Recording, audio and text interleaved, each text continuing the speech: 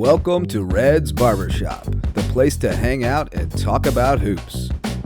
This episode of Red's Barbershop is brought to you by our sponsors, Third Eye Consulting and Coastal Plains Insurance of the Lowcountry. Now, hop in the chair because here are your hosts, Justin Jarrett and Tony Red Bruin.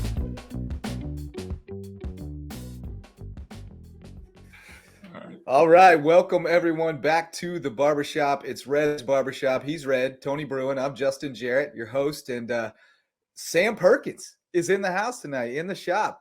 He's got the head covered up, so we can't tell if he needs a cut, but I guess we'll just talk hoops instead. Big Sam always had that big Jackson 5 afro, so I know he's got a lot left. I just came from outside. It's a little chilly here. I got you. You're in Texas, right? I wanted to be on time.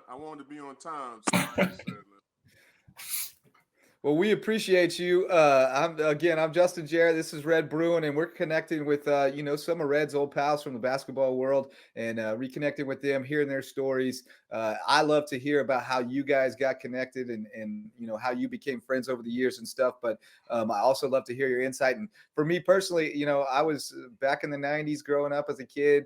I don't know why I didn't have an NBA market near me. I was a Sonics fan. So you and Peyton and Kemp with the Sonics, I guess we were listening to a lot of Sir Mix-a-Lot and grunge music and stuff at the time. So we were into that Seattle scene, but I loved watching you play and loved your game as a big man who played outside and did different things.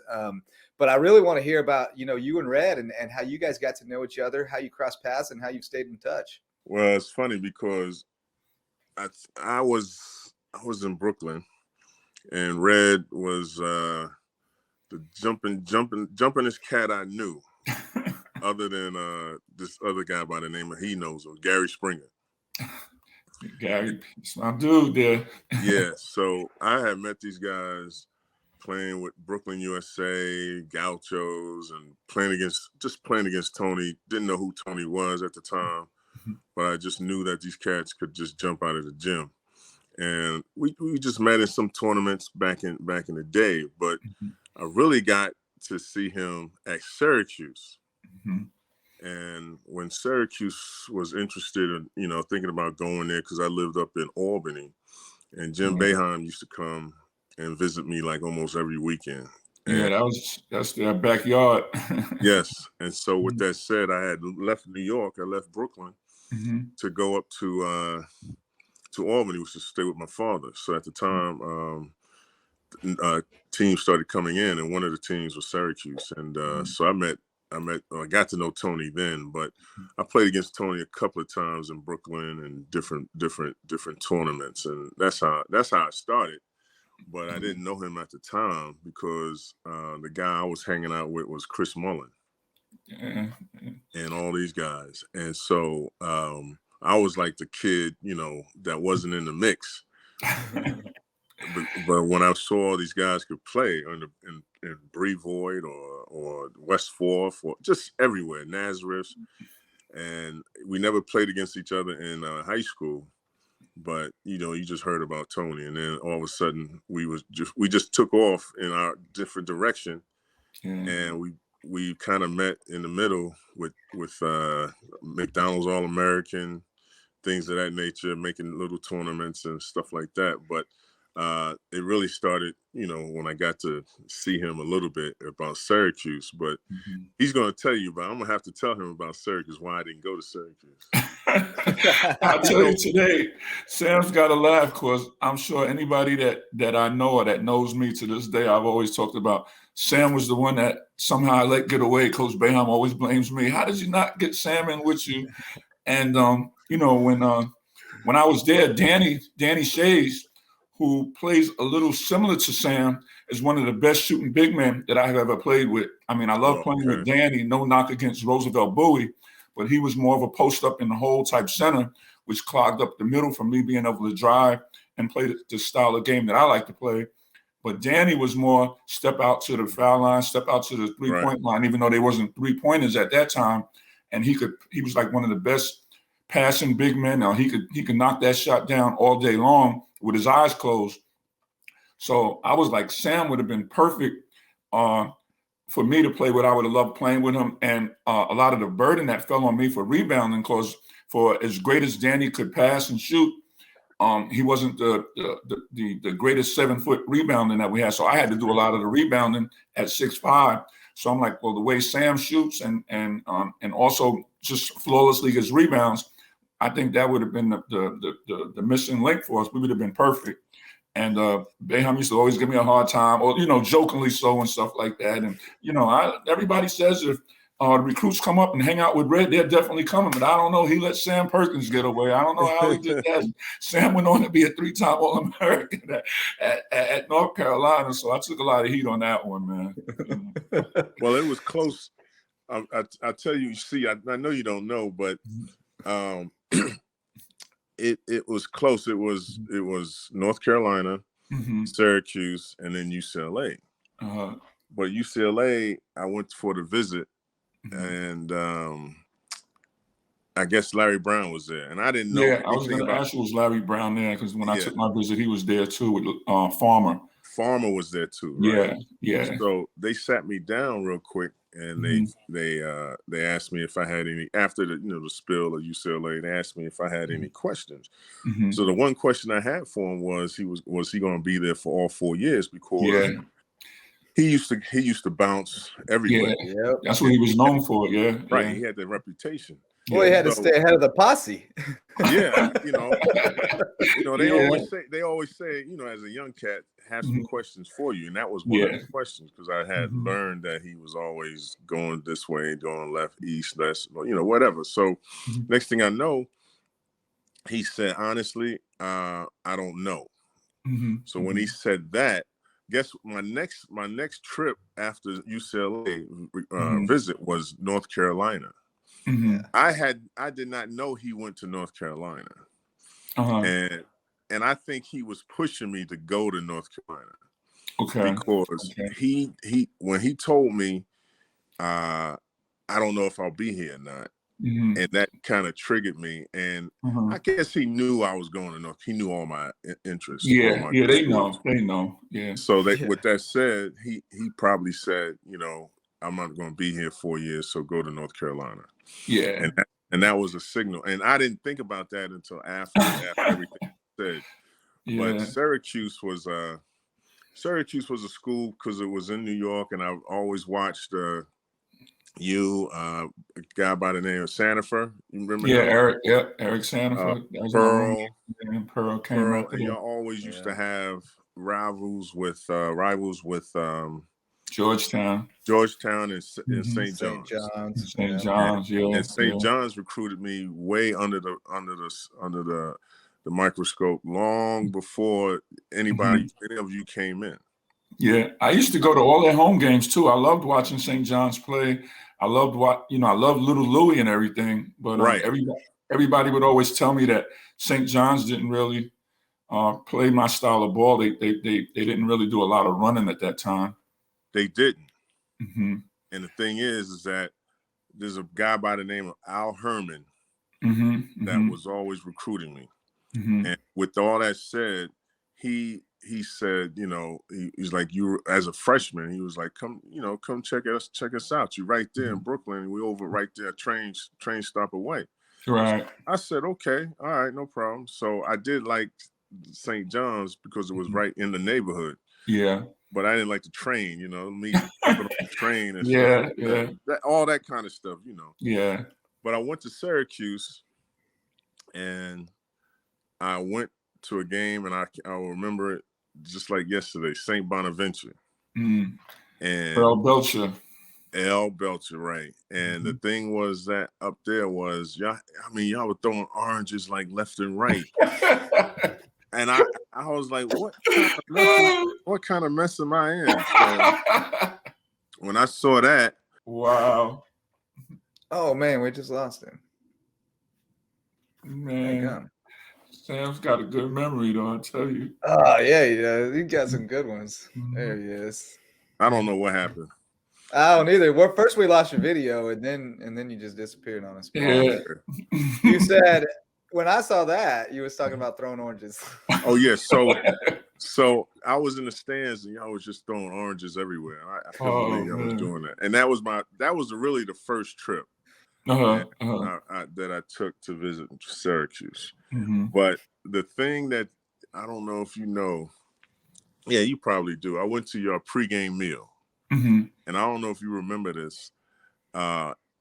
Louis Orr and Eddie Morse got into a fight. Wow, they always was fighting. They were roommates. Okay, and they got into an argument, and y'all was at the training table or the pregame meal before the game, and I promise you, they started throwing the food, turkey, mustard, ketchup. I don't even know if Boeheim ever knew this. No, he didn't usually come in while we was eating. He came in after for the little meeting. Yeah, he never came in while we was eating. Yeah, he never came in. I never saw him. And so with all that, they had a fight before pregame. The meal, I'm sitting at the table. I'm like, what is going on? But man. you were there, Sanford were there. I think Lewis, Eddie, probably Roosevelt Bowie. Roosevelt was there, and all that. So Marty Head. Yes, everybody was there at the table. Long table. It's a long table. Wow. There, like mustard's throwing, the turkey, way too much food. Eggs. Say what? Toast. The steak, eggs, toast, all of that. Oh, you all! It was the craziest thing I ever seen for a high school. You know, I was like, okay, they get mad at each other, but they were still partners on. The same, and y'all won that game. Wow. But Belcher gave y'all fits. Oh yeah, he was a tough cover, man. Yeah. Every time you went to Syracuse, somebody threw food at you, so you were just out. Man, that's sad about. I know you heard about Lewis passing, right? Yeah, I know. I saw him. I saw him 2 years ago, and then I didn't realize he was ill. Yeah. So I mean, I'm sorry he passed away, but he was a player too. He would. Yeah. I tried to stay as skinny as he was. Yeah, I mean, till the last time I saw him, he still had that weight like that. He never put on weight, and I kind of feel bad because the maybe about 2 months, not quite 2 months, maybe a month and a half, I had left a couple of messages for him at Georgetown because I wanted to have him come on the show, and I'm like, why isn't Lewis getting back to me? And now I figured out he had a lot more on his mind than worrying about the show at that time. But I didn't even know he was somebody that would always give you a lot of pearls of wisdom, man. Yeah, I saw him on the bench that one time when Patrick got the job earlier, and that's good that he looked out for him because I didn't know who Patrick's assistants was at the time. Yeah, they got close when they played on the Knicks together. Louis had a nice run with the Knicks, and that's when Patrick was there. Yeah. So that's how they made that connection. Yeah, I got you. Yeah. Well, tell me a little bit about your NBA career, because I mean, to hang around for as long as you did for 16 years? 18 years. 18. Was it 18? I mean, a long time. Not a lot of people were able to do that. So, talk to me a little bit about, how you were able to have that kind of longevity and productivity, even, late into your career. Well, the NBA was a little different. I mean, when I first of all, I was with the Mavericks, the Lakers, the Seattle Sonics, Supersonics, and ended up with Indy. But the Mavericks was an introduction to the NBA because, of course, I held out. At that time, you just holding out to whatever possible agreements came together.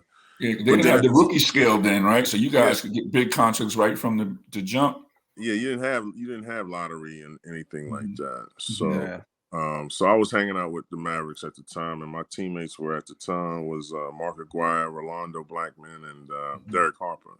And these guys introduced me to the running style. I mean, it was so different from North Carolina, but North Carolina kind of prepared me for all the little things, the fundamentals and, passing, cutting, screening, things of that nature. So they were impressed with that. So I had met the coach, Dick Mott at the time, and Bobby Weiss, and they came to visit me at Chapel Hill. And they said, well, we're going to, after all the the introductions and all the good words, they were saying like it's between you and Mel Turpin, because at the time they needed a center. And so I said, "You think I Turpin can out of play?" Kentucky, right? Yeah, Kentucky, yeah. He's passed away as well. Okay, and the thing is, I asked him, I said, "You think I can play center?" They said, "Well, you play center in school." I said, "Well, that's a different thing." So I don't know if that made them mad or upset because I talked back to them. You know what I mean? So, after that, they did draft me, and I didn't know where I went because we were at the time in the Olympic tryouts. And we were trying, to make the Olympic team at the time. So nobody knew where they went. Right. And so we had to go to a radio station. The draft was already done. Wow. And so we had different time. Yeah. Bobby Knight would not let us get out of practice. So after practice, we had to go to the radio station, and they were ready, and they were saying like, Sam, so-and-so, Michael went to Chicago at 3, and so-and-so went to, Mavericks at 4. So you get on the line and you talk to them, and they said, "Well, we selected you. You're going to come in here and do good things, blah, blah, blah." So I got there and I held out, and my first game was against the Boston Celtics. Wow. And it was an exhibition game. And the first person I'm going up against is Robert Parrish. I'm like, oh man, this is wow. This is going to be first game, man. Good luck. Dick Motta threw me in there, and I want because he hated rookies, and because I held out, he hated. I don't know if he hated me or what, but he hated rookies. He's trying to teach you a little lesson, huh? Yeah, you know what I mean? So that was my introduction to the Boston Celtics. And I have to guard Parrish, I'm going to have to guard McHale, and a little bit of Larry Bird. Wow. And knowing their nostalgia and their style and their rep, I'm like, man, this is crazy. Yeah. And so after that, I got my introduction, and they waxed us. And and I hit some jumpers, and I was like, "Oh, this is not too bad," you know what I'm saying? So, but I'm just going on high school stuff, you know what I'm saying? So, but because I didn't have a practice, I didn't have a practice, so it was a little different. But the NBA was totally eye opening after you learn all the tricks and you get acclimated it's about 3 years before you settle in. And I started settling in and trying to just go on whatever I knew from high school, North Carolina, and things of that nature. And I think because at the time the NBA was more simplified, not as intrusive or complex as it is today, but it was more or less like you play positions, they play for need and things of that nature. Right. And so all you had to do is get rebounds, score, and all that, because they had a scorer, they had a guard, and they had a playmaker. And with all that said, they just needed somebody to help them in the middle. And I tried to do my best, but I was too thin for those guys at the time because they had experience and stuff like that. But as time went on, it got better and better, and I knew the ropes. And so I went to Lakers, and the Lakers, it took off because I was back with Worthy. We went to the finals, and that was my first finals.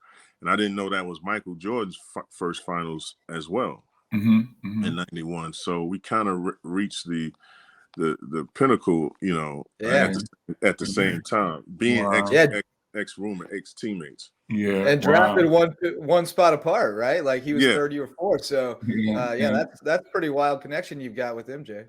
Plus you guys were on the Olympic team together too, right? Yeah, we was on the Olympic team as well. So and we were co-captains and things like that. So it fell in. Like it took me a while to get there, but with the luck of with the Lakers being, having a team like that and going to the Lakers with Magic, Worthy, Byron, AC, AC Green, it was an experience. And so that's where I probably probably things took off for me because I was acclimated with such guys that were around me that you just did what they did. And Magic came to me and said, when you put on the purple and gold, you gotta shine out. So that was going to be my next question to you, because when you were talking about Dallas, you was talking about Harper, and Mark and those guys were like our same age. I was wondering, was there anybody there, like in Dallas, to take you under their wing and be like, Sam, this is what you got to do.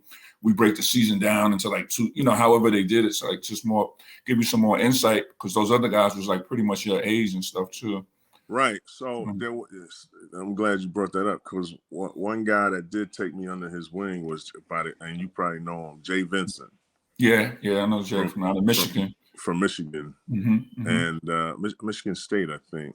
And thing is, he always told me, because we almost played the same position. I came in for him, or vice versa, and things of that nature. And he told me to just kind of, go with the flow, keep your nose clean, and then at the same time, play your game, play whatever. If you feel like pulling a jumper or posting up, just practice every day, because I'm the kind of guy, I needed practice, whether I was in North Carolina high school or whatever. I just needed the reps. Right. And he took me under his wing, and after eventually he was saying, like, you had one good game, scoring game, let's say. He said, now try to put back-to-back games, and that's how that, stay consistent, because I wanted to be consistent all the time. Because all I had, Mark Aguirre was the scorer at the time. And Rolando, I wasn't going to see the ball too much, and they were shooting. So I was like, whatever y'all miss, I'm gonna put back. And they missed it. Dale Ellis wasn't afraid to let it fly either. Oh, that's he came off the bench and got. I think Dale's wife would come out the stands if he didn't get his 20 shots up. That's what I'm saying. He shot his quick 15, 20 shots quick and went back to the bench. So I mean, we had a crew there too, but we kind of like underachieved. It was a real young team though. I was looking at it. You must have put a lot back. You made the all-rookie team that year, right? Because of the hustle and all that, and all the little things, I had to find a niche to find, to make a path for myself. But I mean, I had a great coach. I mean, because Dick Motta, it turned out he didn't like rookies, but he liked me. Okay. And so I'm gonna tell you a story. We went to Golden State, and Golden State, you never know if you're gonna see players come to the game or not, because once you got the Golden State, once you got the Oakland, guys all bets are off. I don't know if y'all know this history in Oakland, but once guys went to Oakland, so much was going on, out on the outside. That's with Chris and Hardaway and them?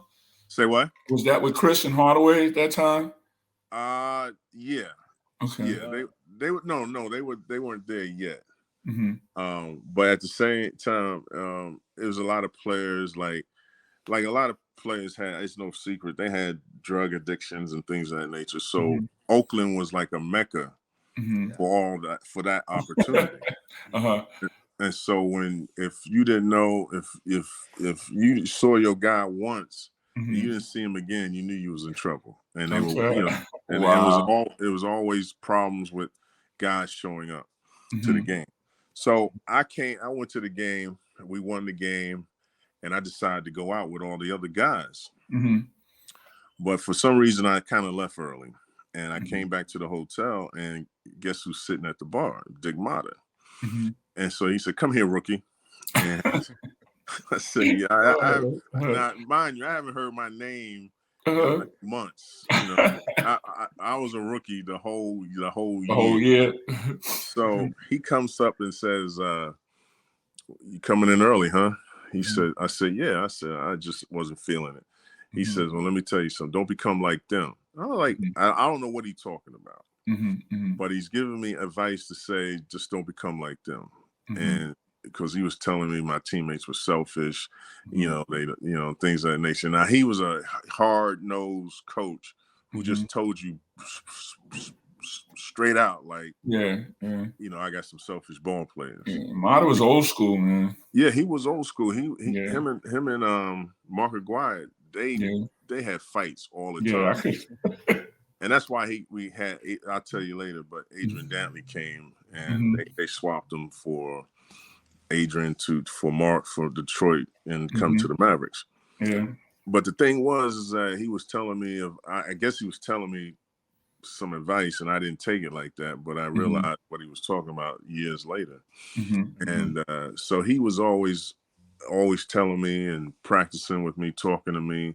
And so the more he talked to me, I was inclined to think that he was, he liked me a little bit more than what he said. Yeah. So, but that was the temperament at the Mavericks, because when I say we underachieved, we had a lot of guys, and we took the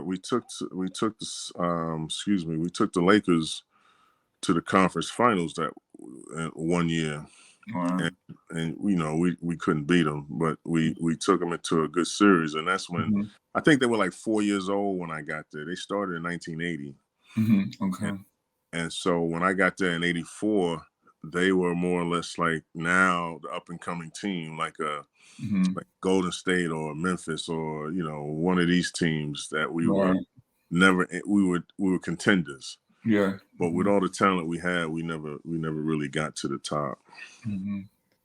I loved watching you in Seattle with Peyton and Kemp. That was kind of my team. I didn't have an NBA team near me in Kansas, so I kind of adopted them and loved watching you guys play there. How much fun did you have playing with those guys? I heard you on another podcast talking a little bit about some of the personality clashes in that locker room. But it never fails, because I always had teammates that clash with coaches, and I mean you don't want, and that's a good thing, because you don't want 12 Sams on because you'd be asleep if he was on, if 12 of us. But it was good to have diversity and chemistry with a lot of different personalities. And so with Seattle, we were so I got traded from the Lakers in 93, something like that.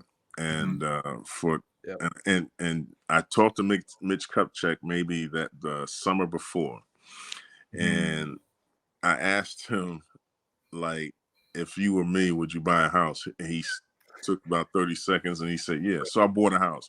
As soon as I buy the house and get in it, I got traded. So I was like, oh my God, I can't believe this. So it ruined that whole day. That Sunday, I was about to go out to get something to eat.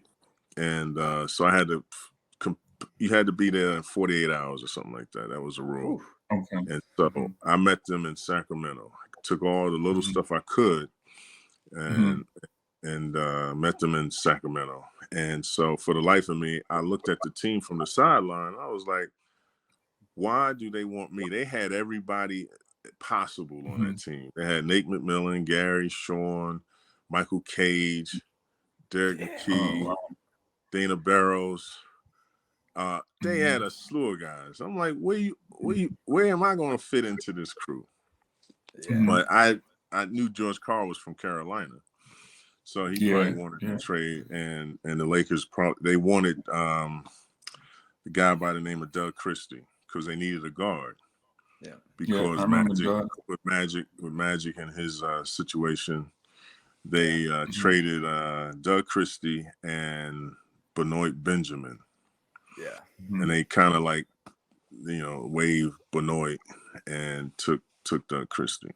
So I'm in Seattle with all these guys, and we winning and everything. And I like the way they play, because George Karl is a descendant from Golden State, Don Nelson. Yep. Yeah. And Don Nelson played open without a center in some ways, in some aspect. He was always open without a center. So he just told me he wanted me to play just like that. Don't think of yourself as a center, but because Michael Cage was not known for outside shooting. Right. And so that helped him a lot because it helped his scheme a lot, and it was more strategy. He said, work on the three and things of that nature. So start working on the three. Before you know it, it opened a lot of things up for us. Sean, Gary, Ricky Pierce, Yep. Eddie Johnson. Yeah. So He was a scoring machine, man. that's what Yeah. I'm saying. So why do you need me? Why did you trade for me? But I Mhm. see why, because the center, he wasn't getting any points from the center. But it opened a lot of things, because the way he had set up his offense, I was in a trail situation, and we had at that time a lot of centers that were clogging the middle. So you had like Elijah Wan, you had Robinson, you had Mark Eaton, and you had these guys that would always block up the middle. But so when you have a center or a stretch forward, as they say, Right. it opened up a lot of things for us, and so the offense increased for everybody. And so we decided to go like that. But as time went on, we got the new arena, and that's where the clashing started with George Karl and Gary Payton. Gary was funny because Gary, he was the other guy that took me under his wing, and I went to his house, and we had a lot of arguments. We disagreed on a lot of things, I'm telling you. And he wouldn't practice. And I told you prior, I said I was a practice guy. So I needed the reps to shoot and all that. He wouldn't practice. So I would need him. So we would leave him out. I was like telling him, man, I can't believe you're not going to practice today. I don't feel like it. I don't feel like it. But we had characters on that team. So enters Detlef Shrimp, and that was my guy, because Detlef was with me in Dallas too. Okay. And I love Detlef. Yeah, Detlef is my guy, and Detlef was in Dallas, and they traded him. So everywhere I went, I was following him in a sense, because he was at Indiana, and then I get to Indiana, and so we crossed paths. But the thing about it with Detlef, it was he was the sixth man. And I loved him for everything he did, and I got along with him great. And but the Sonics was like we achieved to the point where we grew. We messed up with Denver in the playoffs.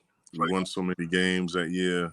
We were expected to go, and we lost to the eighth seed with the Kimbe. That Sonic, I don't know if it's because of the diversity that you guys had, but that was a lot of people's, not even in your market, favorite team. A lot of people still talk about bring the Supersonics back. I don't know what it was about that team, but people love the Sonics. It was the city. It was. I got acclimated in all these other places, but nothing like Seattle, because we was almost like Portland, out of the way, kind of, sort of. Yeah. Portland was,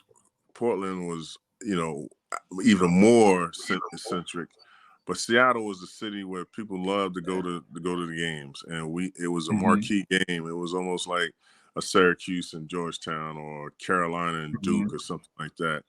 People just got tickets, crowd, and they just went. Yeah. So it rained, and you had nothing else to do but work out on your game and read books.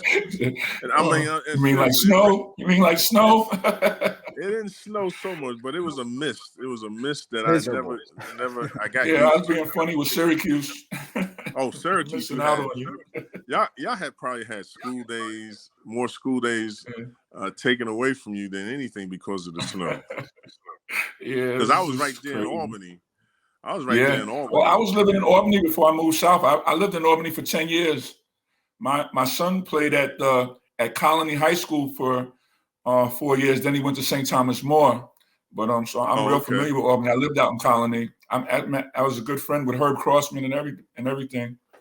Yeah, he mentions you from time to time, and Gary and all those guys, Pearl, and so Colony. Well, going back to there, Colony was our rival, because I had a guy by the name of Corona or somebody, I can't remember, but so everywhere. I mean, you see, as you can tell, like our paths have crossed, but at different times. Yeah. Yeah. And that's how it started with Tony and the rest of the guys from New York. And you know, you never forget them. You remember them and you see them and you say, okay, yeah, I played against you. I played against Gary. I played against Pearl. Yeah. Walter Berry. Yeah. Walter Berry, I saw a lot. Yeah, I see him every now and then in Atlanta. You know, that's where he's at now. He's doing this thing in Atlanta. Yeah. So that's how the relationship started, and they know each other. But the one thing that came together when we all made the McDonald's All-American team. Yeah. Sam, I know I told you I wouldn't hold you but so long. I want to thank you for coming on, and we really appreciate it, man. You gave us some great insight and some great stories. I know Justin, he's always been a big fan of yours in that Seattle team. And I just got one question. So, like most of the cities that you've been into, why Dallas? Why did you pick Dallas to settle down on? You got some big things going on there. Is that anything you could share with us? Or? Yeah. So while my time, even though I went to all these other places, I did like Seattle the most because I got acclimated there. I got the radio station going with the radio show, excuse me, and a lot of other things and concerts and things, being, you know, producing concerts and having some, because the reason why I went into music, because as I said, Seattle and Portland was so isolated, like the R&B scene, the rap scene never came through. We didn't have a radio station. We didn't have a radio station. I got you. All you had was Mix-a-Lot. Just Mix-a-Lot. I mean, you had some. Okay, name somebody else. That's it. That's what I'm saying. That's it. Yeah. Mix-a-Lot. Name somebody else. So, but they did have. They did. You probably know them, just Pearl Jam. Oh yeah, I was Soundgarden. Oh yeah. And so Mother Love Bone. So with that said, we had a concert real quick. And we had an eclectic type of A-list. And we had Eric Benet, we had Erykah Badu as our premier showcase. We had Pearl Jam, or not the whole band, because they would have probably wanted so much money. But our crew and I, my people that I trusted, we had a concert for everybody. And so it was more of you just couldn't have the black genre up there. You had to have an eclectic, because a lot of people came out for it. So that's why I got acclimated there. And then when I went to Indiana, I left Dallas to work there with Larry Bird. But I came back here.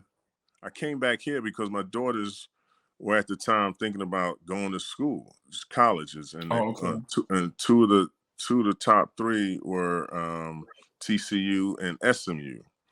And when they picked TCU, I had to come back. And that sealed the deal for you. Right, that kind of sealed the deal. And then my sisters were here. Family started migrating. They all from Arkansas and Virginia. So I came back here after I left the Indiana Pacers. And so I've been here since 2012 or something like that. We'll have to do a whole nother episode about your relationship with Bird. Oh man, that is the fun. I'm gonna tease you for this. When I went into his office, our office is right kind of catty corner. I went in his office and his secretary said, "Go on in, just go ahead and in." So I went on in, knocked on the door. Guess what he's watching? 106 in Park. And he tried to see it too, right? He tried to turn it off, but he couldn't turn it off in time. He's watching what's the girl's name? Free, and I can't think of the guy's name, but he's watching Free. I was like, "What are you doing?" So I'm gonna tease you with that. Bird was Bird was so cool. Wow. That's the man. Yeah, we've heard some. Sam, I can't thank you enough, man. And I appreciate it, all you do. Well, Sam Perkins, Big Smooth, thanks so much, man. It was a pleasure. Grew up watching you and admiring you and really enjoying your game. So it was really cool to connect in person and get to hear about your relationship with Red, this dude who has such incredible threads running all throughout the basketball community. It's a really cool thing. So thanks a lot for sitting down with us, and we'll definitely have to get you back another time. No problem. Thank you. Thank you both, man. Tony know everybody. Thank you so much. He does. And it's a miracle. Go ahead. Representing New York great, Sam. I appreciate you, man. Appreciate all you've done, man. And thank you for being on the show again. Man. It was good. It was good going against you, and just knowing you, period, man. You're an icon as well. I appreciate all of that, man. All right, man. Guys. All right. Good. Thank you. Thanks for having me. Bye-bye. Thank you. All right. Big Smooth boy. I can listen to his stories all day and all night, man. He's got some great ones. Oh yeah, that was amazing. Some terrific stories. I can't wait to get him back on. We didn't even hardly get into North Carolina. We didn't get into I know. Indiana with Bird.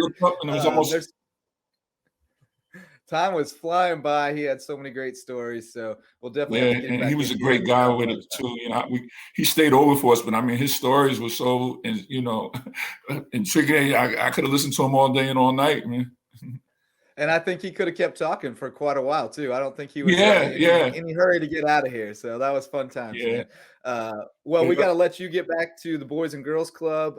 Keep those kids on track and get them taken care of. So then you got a big basketball game tomorrow, man. The Bluffton. Yes, sir. Big basketball.